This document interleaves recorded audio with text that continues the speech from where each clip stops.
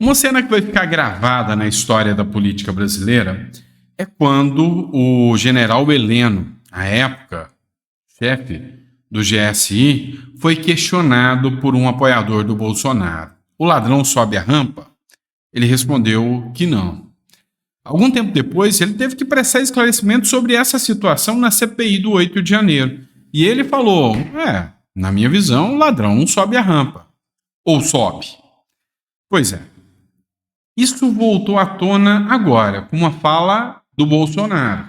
Uma fala que vai dar problema para ele. Não tenha dúvidas que amanhã ou depois, por determinação do Supremo Tribunal Federal, a Polícia Federal vai estar batendo na porta da casa dele.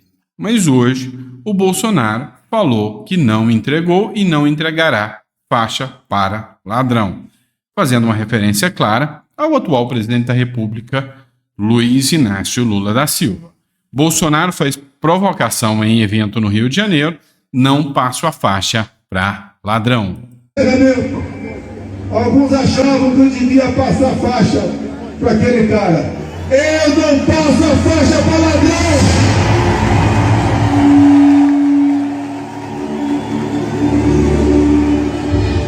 Ele trouxe de volta para o seu governo todos os condenados, todos aqueles que roubaram centenas de bilhões do nosso país. O áudio ficou um pouco ruim, mas ele falou: fui questionado por que eu não passei a faixa para aquele cara. Eu não passo a faixa para ladrão. Ele trouxe de volta os descondenados que roubaram centenas de bilhões de reais do nosso país. O Luiz Bassi, que fez a matéria, ele escreveu o seguinte: o Bolsonaro participou nessa quinta-feira de um evento na Barra da Tijuca, no Rio de Janeiro, ao lado do deputado federal e pré-candidato à prefeitura da cidade, do Rio de Janeiro, o Alexandre Ramagem. Em cima do trio elétrico, Bolsonaro lembrou da dúvida que existia sobre se ele entregaria ou não a faixa ao presidencial para Lula na data da posse do atual presidente. O que vocês acham sobre isso?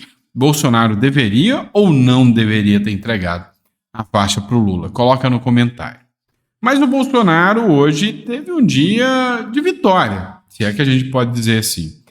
Sabe o caso da BIM paralela, do áudio absurdo? Lembra da análise jurídica que a gente fez? Pois bem, a Polícia Federal não viu qualquer elemento que justifique aqui uma prisão do ex-presidente Bolsonaro. Essa publicação é da Bárbara, do Te Atualizei, então eu sempre cito a fonte para vocês. Entre as várias investigações que pesam contra o ex-presidente Jair Bolsonaro, agentes da Polícia Federal, ouvidos pela CNN, veem avanço na investigação, que trata da possível existência de um esquema de espionagem paralelo do antigo governo. Esses investigadores dizem também que não há elementos para a prisão de Bolsonaro antes do caso ir a julgamento. Dessa forma, uma prisão preventiva, quando ocorre o fluxo da investigação, não é cogitada nesse momento. Para os investigadores, a PF não busca uma chamada bala de prata do tipo de prova ou evidência que resolva o caso de uma vez. Vão cozinhar em banho-maria. Mas o fato é que já está descartada a hipótese de Bolsonaro ser preso por agora. Isso aí já não tem a menor expectativa, até porque seria estourar, abrir uma verdadeira caixa de Pandora. Ninguém sabe a reação do povo se houver uma prisão do Bolsonaro. Então, ninguém sabe qual vai ser a reação, inclusive internacional, com uma possível prisão do ex-presidente Bolsonaro. E é por isso, na minha visão, que a Polícia Federal vai caçar elementos, vai deixar tudo isso. Caso algum dia eles precisem utilizar uma bala de prata, o STF manda prender. Não precisa nem de justificativa no Brasil. É só mandar prender e pronto. Vamos lá. Vamos falar do Alexandre Silveira, ministro do Lula. Eu falei numa editorial mais cedo sobre um escárnio que foi o Lula colocar um sigilo, foi matéria da UOL, um sigilo de 100 anos sobre a declaração de conflito, de interesses de Alexandre Silveira. O que faltou de informação naquela época é que realmente o Alexandre Silveira, ministro do Lula, tem um histórico um tanto quanto complicado. O ministro desde que ele entrou na política, ele multiplicou o patrimônio em 30 vezes e acumula quase 80 milhões de reais em patrimônio, segundo a informação. E essa matéria aqui é do portal Terra.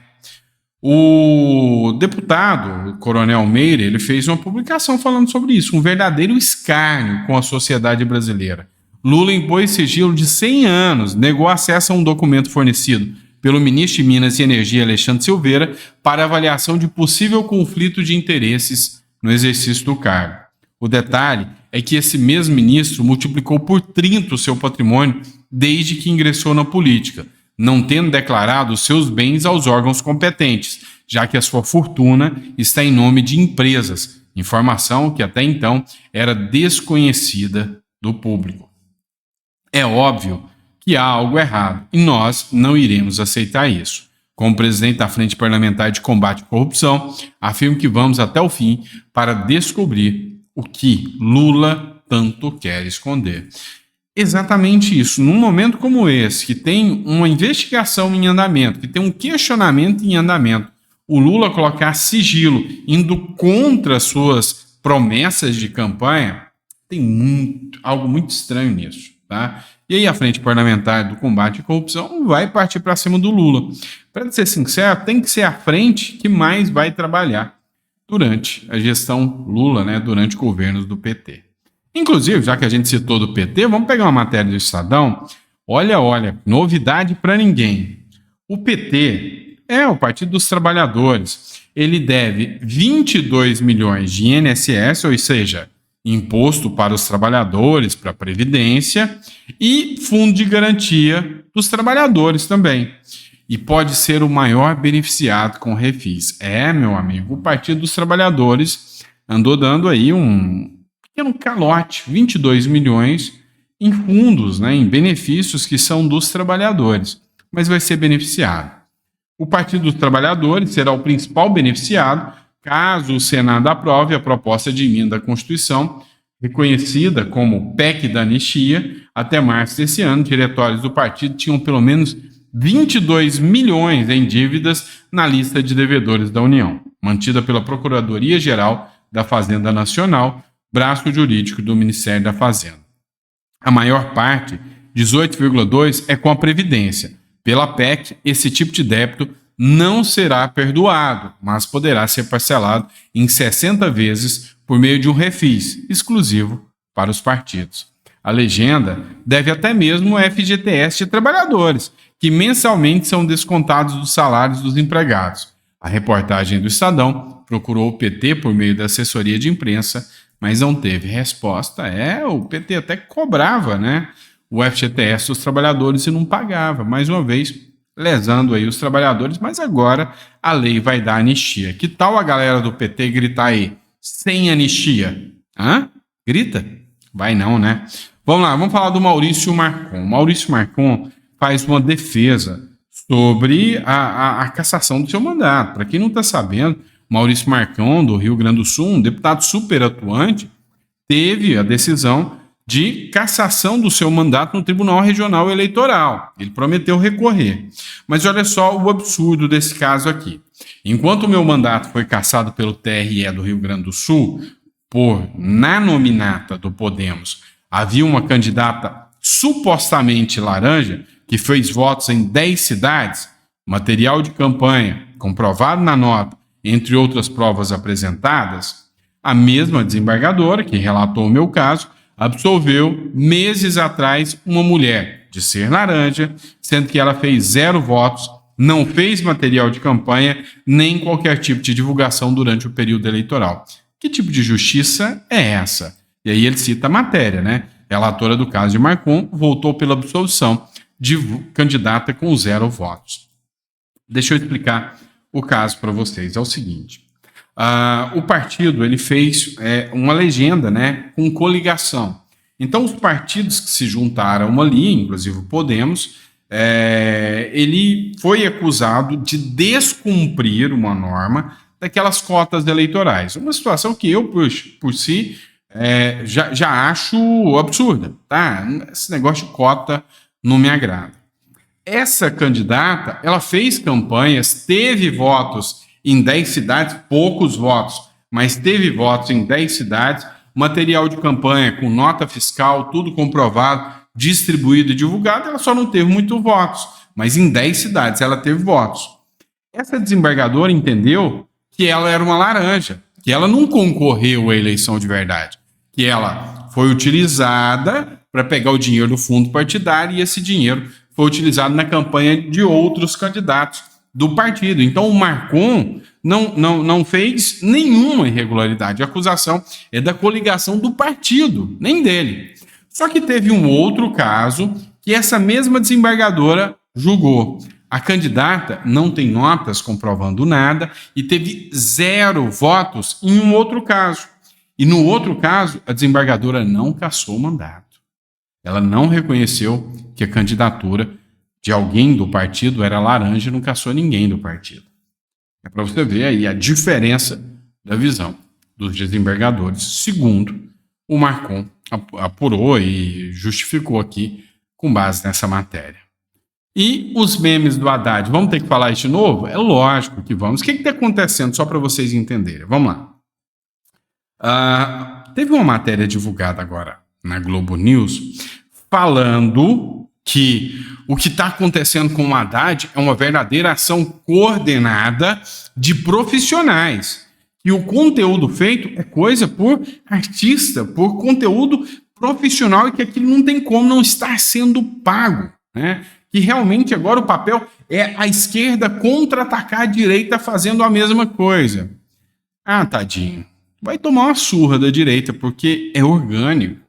É o povo, e o povo tá de saco cheio do Haddad, né? Vulgo taxade, como dizem os memes, né?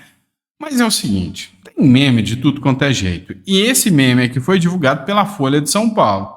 Só que ela diz o seguinte, rebatendo os comentaristas da Globo, taxati e taxalá. Fluxo dos memes contra o Haddad, né, com o Haddad, indica que taxade é espontâneo e não tem coordenação. Ou seja, o que a Gleisi Hoffmann falou de que eram ataques coordenados é fake news. É fake news. Por quê? Porque é o povo que está de saco cheio do Haddad. Não tem nada a ver com a direita. Tem gente da esquerda divulgando os memes. Gente que está revoltado com a taxação das blusinhas. Os memes sobre o ministro Fernando Haddad cresceram organicamente. Organicamente quer dizer que, para a galera petista que não entende, que não é coordenado, que não teve impulsionamento. Foi o povo que fez nas redes sociais e aplicativos de mensagem. Dados da plataforma Buzz Monitor mostram menções à expressão taxade, apelido do ministro, ao longo de todo o ano. O uso de apelidos se manteve em níveis baixos, com o máximo de 833 menções no mês de maio. No entanto, na segunda-feira, dia 15, o Haddad foi chamado de taxade 3.294 vezes nas redes sociais do Elon Musk. Só do Twitter, tá? Ou do X. A insatisfação pode estar relacionada, por exemplo, à aproximação da entrada em vigor da taxa das blusinhas em 1º de agosto. Vai piorar, tá? Não vai ficar assim, não. Deixa eu te contar um segredo, tá? Pelo menos foi comigo assim, quando eu era um moleque atentado na escola. Tinha um tal do apelido, né? E esse apelido, eu não vou contar qual era o meu para vocês, não. Mas o tal do apelido é o seguinte, se apelar, aí que o apelido pega mesmo, né? Ô gordinho! Nossa, fiquei bravo. Todo mundo vai te chamar de gordinho. Era orelha de abano. Na minha época não tinha esse negócio do politicamente correto, não. Era orelha de abano, era coró de pau podre, era daí pra pior, né? Projeto de Passo Preto, tinha tudo esse tipo de coisa que a molecada colocava um no outro, todo mundo levava na brincadeira, não tinha um condão racista nem nada disso. Na minha época de infância tinha muito disso. Depois veio o politicamente correto e mudou muita regra. Mas se apelasse, meu irmão, se apelasse, o negócio pegava. E o Haddad apelou, o PT apelou. Vai piorar e vai piorar muito, porque ainda tem entrada nas compras da Shein, hora que começar a entrar em vigor e que a mulherada toda, até do PT, começar a ficar bravinha porque fez o L e o imposto das brusinhas da Shein tá mais caro, meu amigo, não tem quem segura. O Haddad vai ser taxado de taxade, né? Mas vamos lá.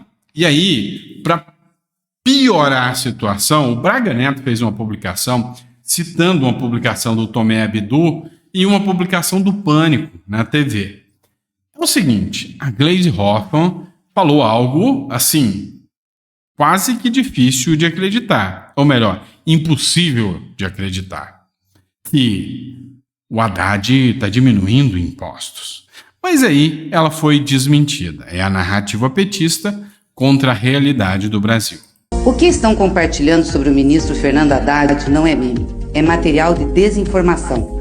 A verdade é que a carga tributária no governo Lula não aumentou. Ou seja, a carga tributária não só não aumentou, como também diminuiu. E aí eu peguei a lista de coisas que ele aumentou imposto. Então teve retomada de PIS, COFINS e CID sobre a gasolina e etanol, teve tributação sobre apostas esportivas, a Shein, Shopee, AliExpress, aumento do IPI sobre armas de fogo e munições, aumento no imposto de importação sobre painéis solares, sobre veículos elétricos e híbridos, né, voltaram a ser tributados. Teve o fim da isenção de imposto de renda e de pessoa jurídica e contribuição social de lucro líquido sobre os benefícios fiscais, nova regra para limitar juros sobre capital próprio, teve o come cotas dos fundos, teve a retomada do PIS e COFINS no biodiesel e por aí vai, imposto do pecado. Então, quer dizer, fez por merecer. O que estão... É feio, né? Ser desmentido em cadeia nacional, mas a verdade foi essa. Acreditar que o Haddad não está aumentando a carga tributária e que o governo não está taxando mais é muita inocência. Vamos lá, mas não para por aí não. Nós temos que falar também da Michelle Bolsonaro. Pois é, a Michelle Bolsonaro fez críticas. Ela tem lugar de fala, é uma mulher. Então uma mulher criticou um homem branco, hétero, cis e milionário. Sabe de quem que eu tô falando? O Lula, é o Lula. A Michelle Bolsonaro fez críticas sobre a fala dele acerca de bater em mulher.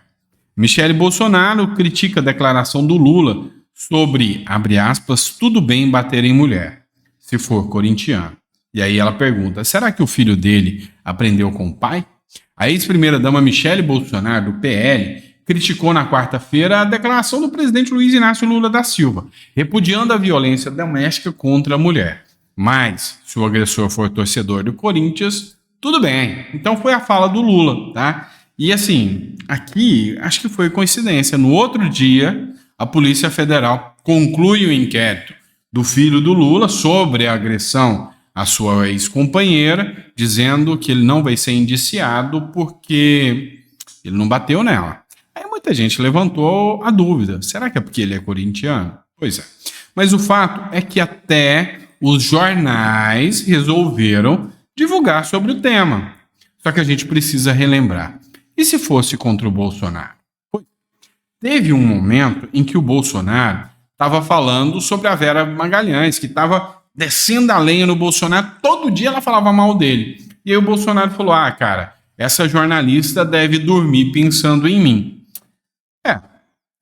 O machismo de Bolsonaro com o jornalista em debate.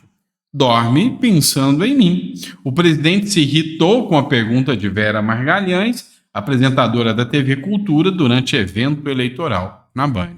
Então o Bolsonaro falou, não, mãe, fala mal de mim o tempo inteiro, deve dormir pensando em mim. Pois é, ele falou isso do Lula também. Foi machista? Não, né? Já sei, foi ageísmo, falou mal do idosinho. Tá. Mas e como que a imprensa encara agora a fala do Lula? Brincadeirinha, gente, tá? A brincadeira de mau gosto do Lula ao lamentar violência contra as mulheres. Se o cara é corintiano, tudo bem, comentou o presidente ao citar a pesquisa que identificou o aumento de casos de agressão de mulheres, né, após jogos de futebol.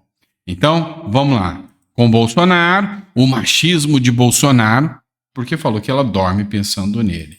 Com o Lula, a brincadeirinha de mau gosto do papai Lula. É assim que funciona. Essa é a imprensa que quer que você dê credibilidade a ela. Como é que você vai dar credibilidade a esta imprensa? Não tem como. É isso, pessoal. Ó, espero que vocês tenham gostado do nosso editorial. Amanhã de manhã, se Papai do Céu permitir, eu tô logo de manhã aqui para bater um papo com vocês, para conversar um pouquinho mais sobre o que tá rolando na política aí. Fechou? Abraço, fica com Deus e até o próximo editorial.